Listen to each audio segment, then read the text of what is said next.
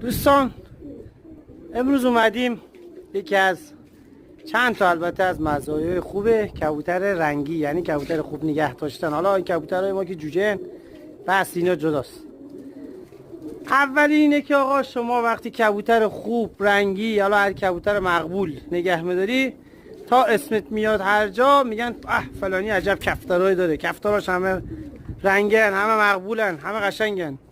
دوم اینکه حریفا با امید شما میان بالا که آقا تقی بطوقی یک کفتری بگیرن، بالاخره خرجا بالاست، زندگی ها سخته، با امید شما یک کفتری از شما بگیرن.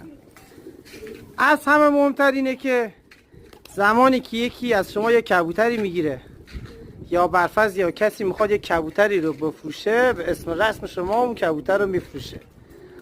از نسل کفترهای فلانیه، این کفتر فلانیه من گرفتم انقدر پولشه، کفترهای اون نسلشون اینجوریه.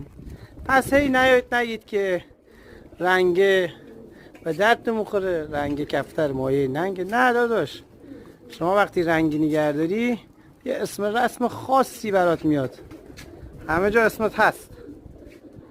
از کفتربازای خوب حساب میشی، از کفتربازای برند، یک برند خاصی داره کفترت دست هر کی بیفته. یا علی دوستان همیشگی شما.